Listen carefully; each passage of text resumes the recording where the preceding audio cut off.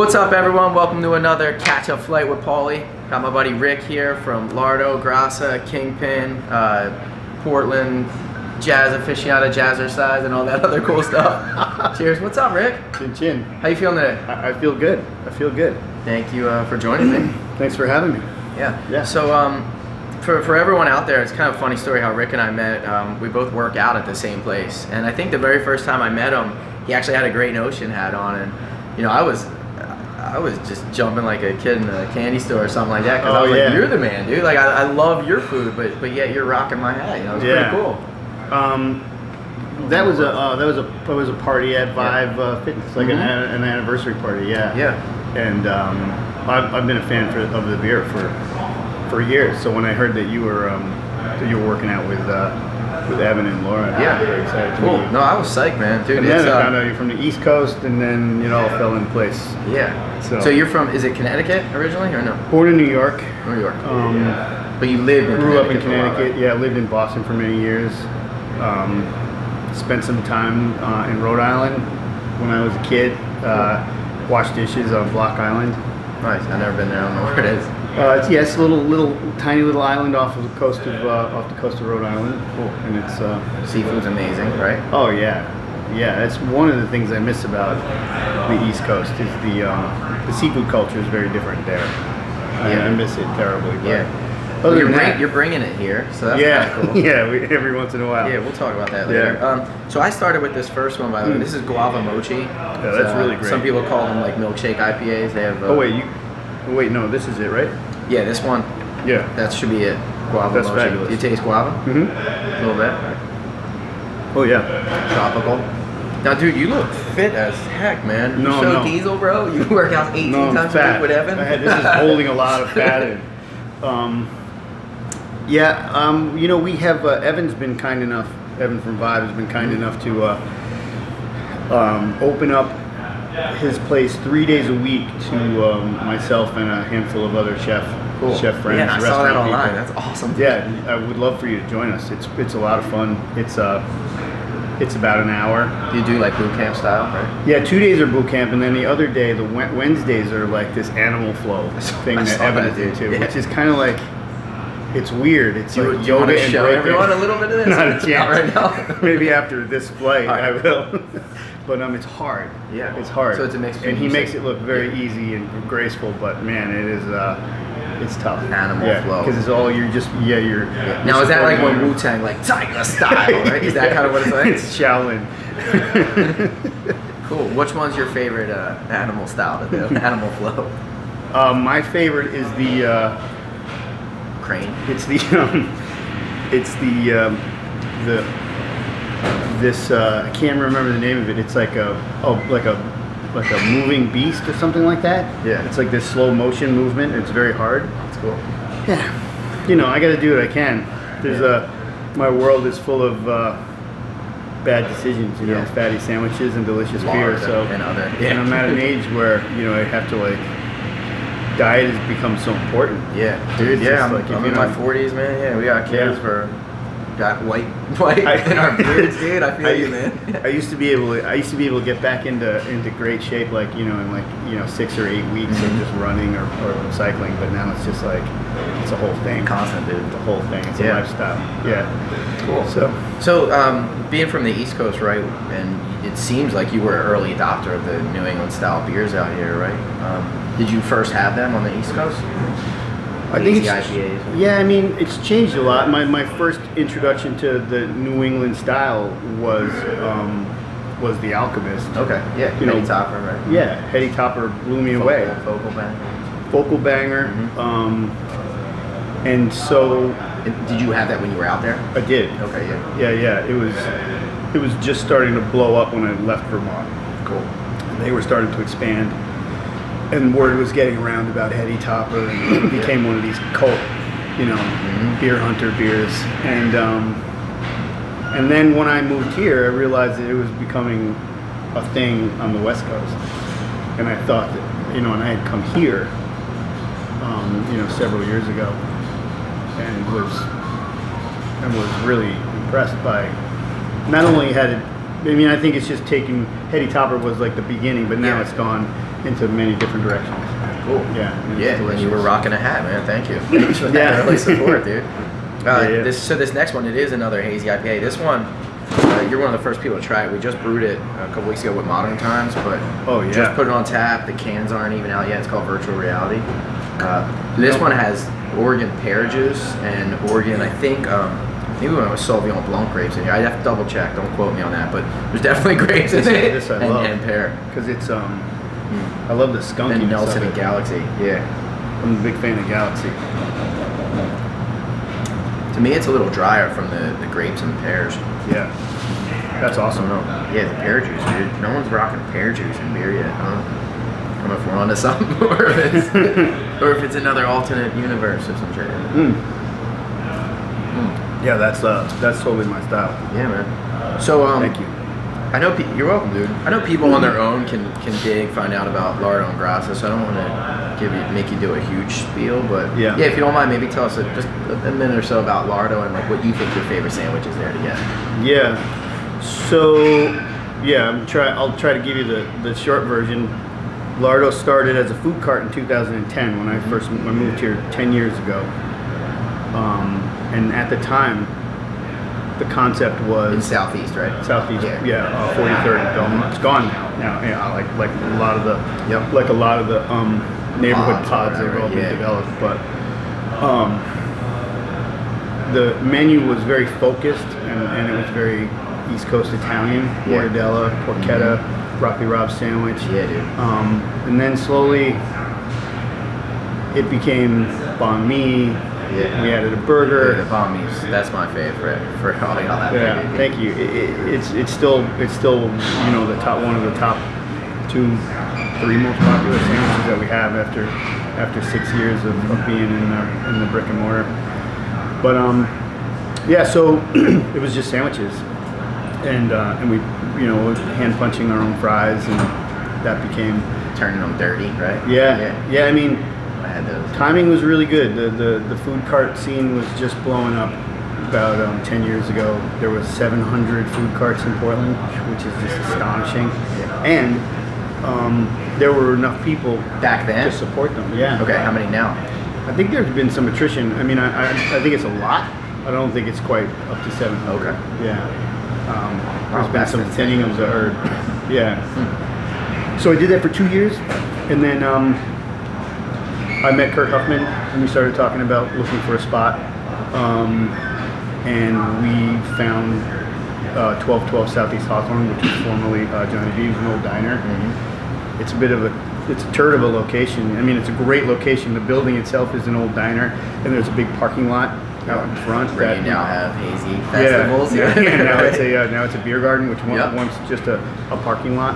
So Kurt had the vision to see that space and see the potential in putting as many handles of beer as we possibly could, and then pair it, and then obviously all the sandwiches plus. We were able to expand the menu because I was in a bigger kitchen. So, Lardo. We have a location downtown that opened 6 months after Lardo opened in the Southeast, and now we just recently 12th and Washington, right? 12th and Washington, and then. What's your favorite sandwich, dude? Oh, my favorite sandwich is the Mortadella. Oh, okay. Yeah. That's just the one that takes me home. Yeah, man. And I grew up eating Mortadella or Italian meats, dude. Yeah. So that's you say gabagool or capicola? I say gabagool, but it depends on who I'm with. Yeah. I've been rewatching Sopranos, and it's definitely as affected. Coming out. Did you know that? No. They're doing a prequel movie. Yeah, it's gonna have young Tony in it. Oh, that's right. I did hear about that. I just saw that last night. Someone posted it. I mean, How do you say calamari? I say calamari, but my family growing up, I mean, my family's from Naples, so it was always calamari. I've been there, man. Yeah, it's a shithole, but the pizza's amazing. Dude, there's trash all over the streets, bro. Oh yeah, Naples is a blast. Yeah. It's but the food. yeah. My sister lived there for about 4 years, so I was able to visit. I think 2010 was when I actually went there. Yeah, it's crazy. And then we went to the Isle of Capri from there. Yeah. Ferry. It's nuts. Y'all should go there. It's a crazy city. So all right, then you open Grassa, right? If no one in Portland's been there yet, the homemade pasta, dude, it's killer. Yeah, Grassa just happened because we had a space downtown, and we needed to kind of fill it with a concept, and we kind of tossed around a bunch of ideas, and then finally we landed on quick service, counter service pasta, which I'd been making for ever since I was out of culinary school and making pasta in Boston. So I knew how to do it. I was passionate about it, and then so we kind of wanted to create a lardo version of or pasta version of lardo. That's what we were kind of going for. Yeah. It's inexpensive.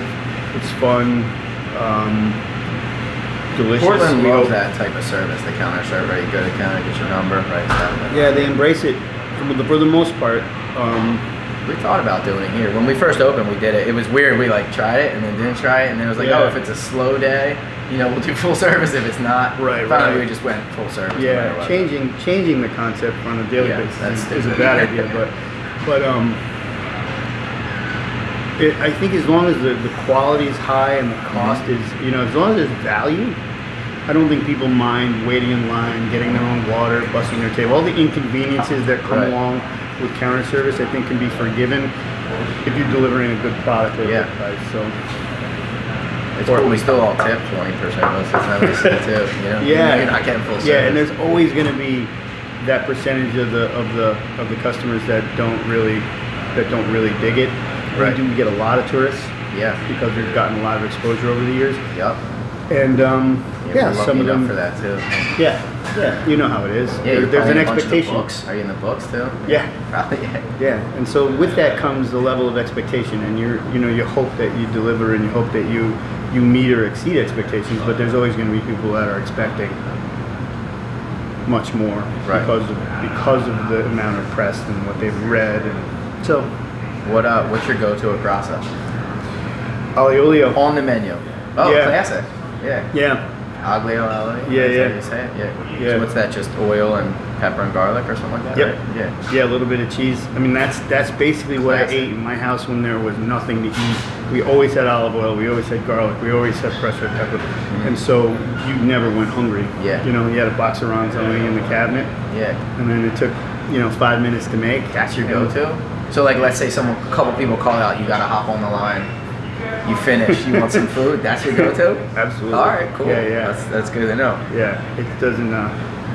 It's just that's another one of those childhood taste memories. Like Mortadella, the Olio is like, cool. Takes me back. I'm a bolognese type of dude, or dude. What's fucking blank right now? The one with the prosciutto.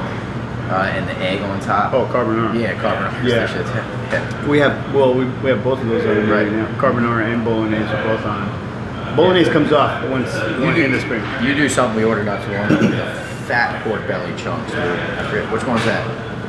Mac and cheese. Yeah, that's what it was. We had it in the mac and cheese. Yeah. Because we got it to go for our brewers one day, dude. They flipped out, man. They love it, dude.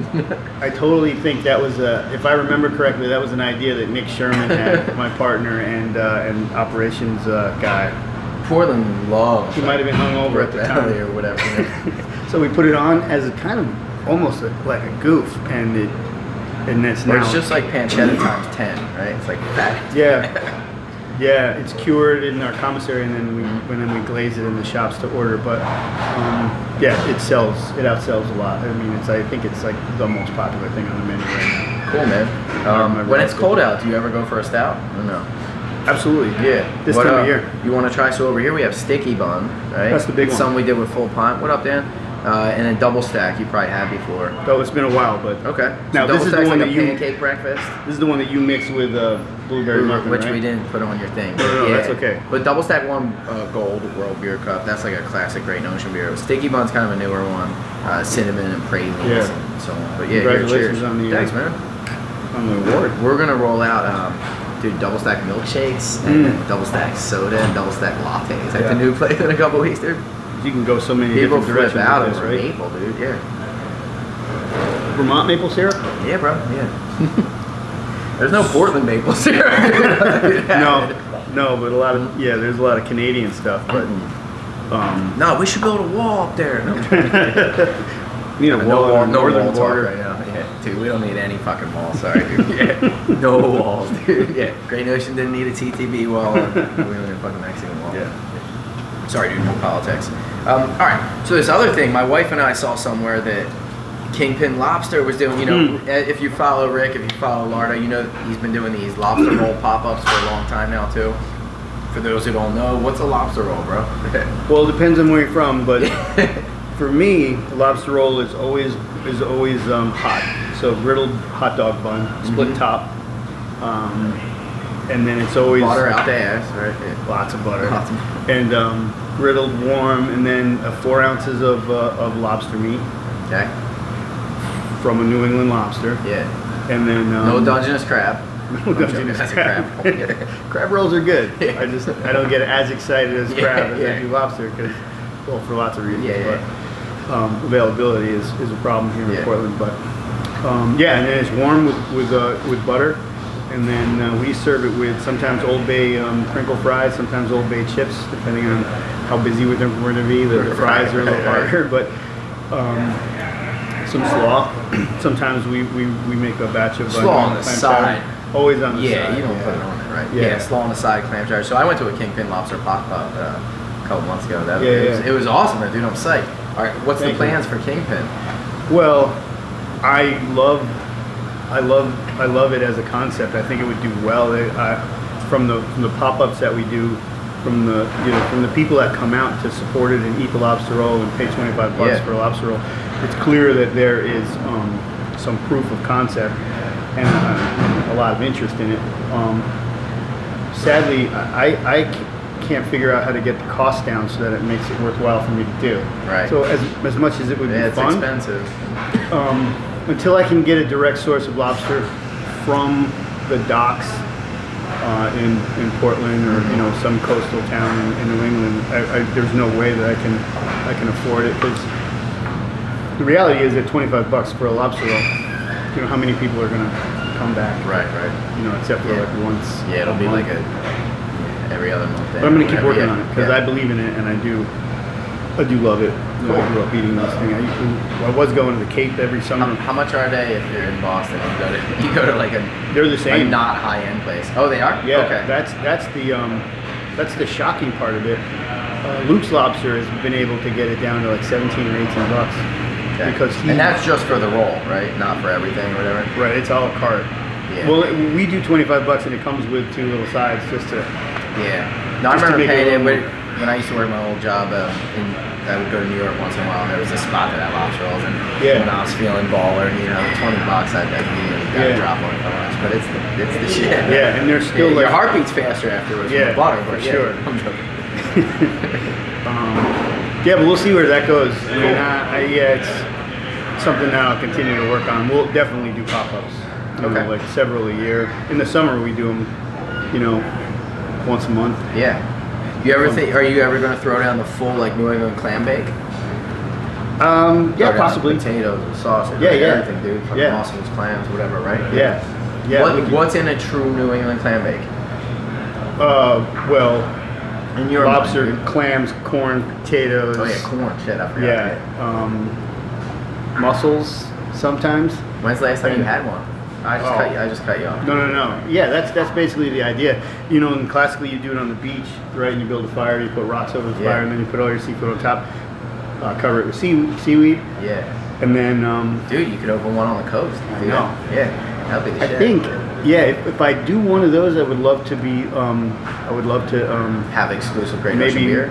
Exactly. Okay. That's the thing, and that's why I loved pouring your beer at our pop-up when we did it at The Kingpin deal. Yeah. Yeah, we were at that's the biggest one we've ever done. That was hard. In the Feastly space. or In the whatever. Feastly Dude, space, it was yeah. fun, man. That was cool. That was a lot of fun. Yeah. Your kids Thank were you there. for Your wife and providing kids were there hanging yeah. out too, right? Yeah. How many kids you that's have? fun. 2 boys. 2 boys. Yeah, I got Luke 2 and girls, dude. Yeah. Yeah, they're 15 and 17. Yeah, that's old, man. Yeah, mine are 3 and 6, dude. I'm in a whole nother Yeah, ball. you're- I got a long you're ways getting to there. go, man. Yeah. What, do you have any advice on raising kids for everyone out there? Keep drinking a lot of this. No, on being like a hard-working dad, right? Crushing the business life, but still trying to be present, right? Yeah, it's hard. It's hard. The balance is always something that everyone, people in our position are always looking for that work-life balance. And it's hard. Maybe we say thank you to our wives right now, and thanks for all your support. Huge thanks. Sheila. Mel. Couldn't do it without Sheila. No way. This wouldn't ever happen. None of it would have happened, really. Yeah. Love you, Mel. Yeah. Nah, dude, it's huge help having a support network, right? Yeah. Which we probably don't have here because our families aren't here, really, Right. I mean, we picked basically a part of the country, at least speaking for myself, I picked a part of the country where we had not even a friend of a friend. Yeah. So we kind of like, there was no connections here at all. So yeah, I had my aunt's cousin, right? Yeah. Here, right? But yeah, other than that, there's no like direct blood or anything. But now, I mean, at 3 and 6, I mean, that's definitely that's hands on. Mm-hmm. But it's now that Luke and Miles are old enough, I mean, we're basically like they're taking care of themselves. Right. No, that's cool, man. It's gotten you bring them with you to Japan and other trips you go on? I wish. I know Luke's in an immersion program, a Japanese immersion program at Grant High School. So he's dying to go, which is to Tokyo. Right. Not until next. Yeah.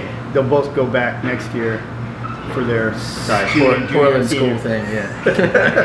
Right. It's a two-year. Because we're on my way to the gym. It's gonna be beautiful though. It's gonna really be nice. That's what I hear. Cool. What did you ever have other half spear? Yeah. Yeah. So Sam Cohen, our other, he actually went to Grant High School. Oh no kidding! I knew there was a connection. Trivia. I didn't know. Yeah, that's funny. Yeah, he's from Portland. Interesting. We did a beer called Homecoming because he came home. Did you do a collaboration with him? Yeah, we've done a few now. Yeah. Ooh, that's good. Yeah. So this one's Luminous. Cheers, Luminous 03. This one's it's a straw. This is a sour IPA. In the past year or so, we started. There's a couple other people around the country. Peace to Hudson Valley really blew this style up, but it's a sour IPA. So you make it like a Berliner Weiss or kettle sour. Yeah. You dry hop the shit out of it. So it's a mix between a sour beer and an IPA. Yeah. And then we fruit ours. So this one's a strawberry one. Lots of local Oregon strawberries. But we have a new one on tap, I think, still over here. That's a lemon meringue pie one you can try too. It's great. I like that. Yeah, sour. It's good because it's sour. Yeah. But it doesn't make you pucker. Mm-hmm. Like I can get through a pint of that. I feel like. Cool, man. I love it, dude. Dude, when I see Back to Family, right? I see online a lot of posts about family and music too, right? You're big into music. I used to run a record label and huge into music, dude. Oh, I think I remember that. I don't know if we ever really talked about that, but jazz is one of your favorites, right? I love jazz. When I was a kid, I had an older brother. He was 13 years older than me. He passed away, and I inherited his record collection, his 8 tracks, and anything else, and that kind of started. You're showing your age now, dude. Yeah. What the fuck's an 8? Yeah, Google that. Google it, kids. You'll see. It was a terrible form of music. It was had a switch in between tracks, so the music would be interrupted. It's terrible. But anyway, that started a lifelong love affair with music. Yeah, man. Do you like all genres? Pretty much. Cool. Oh yeah, so you at the Roots concert, right? Yeah, ran into each other when the Roots came in town. Yeah. And we're so lucky because man, there's just so much good music here. Portland, everyone comes through Portland. Yeah. Whether they're on their way to Seattle or Vancouver or whatever, but man, there is no shortage of we have some badass venues, dude, like the one I saw you at, right? We were at Edgefield. Yeah, Edgefield is We have cool outdoor venues, like the fucking zoo has cool concerts, dude. Our zoo. Dude, and they bring animals out beforehand, by the way. Have you ever gone to one where they bring animals out? No. If you get to the zoo concerts like an hour before they start, they have zoologists or whatever, they come out with like eagles on their arms and they let them like fly over people. Like, it's cool. So we brought our kids to see, it was funny, it was the Roots again, but this past year, and they were from Philly, whatever, it's a Philly. Yeah. But the lady had like, there's snakes, and they let all the kids, if there's kids there for the concerts, like the kids go nuts. It's pretty rad. Yeah. I'll check it Not out. to mention they got good beer and food, and elephants are right there and shit. Sorry, so how about let's ask you something weird off the top of your head. What's your top 5 favorite albums? Oh my god. They come to your mind. I won't hold you to it, dude. Yeah. Love Supreme by Coltrane. Check Your Head by the Beastie Boys. Dude, that's my favorite Beastie Boys. No, Paul's Beasties. Back and forth. Yeah. I gotta go Philadelphia Half-Life by the Roots. Nice, man. Going back a ways now. Yeah. Someday My Prince Will Come by Miles Davis. Cool. Because that's the first jazz record I ever bought, and I still listen to it like weekly. And dude, I love these 4 so far, dude. Yeah. Fucking awesome. One more. Man. Maybe a rock one or anything, or country, or I'm joking. Country's not my thing, sorry y'all. Yeah, no, I don't go to country a lot, but I've recently started to appreciate some of it. A young guy named Coulter Wall. I don't know if you've ever I don't know. Jazz and hip hop's my thing. Yeah. And then send some indie rock. Oh man, I gotta go. I got it. Low End Theory by Tribe Called Quest. Dude, that's I have to mention it.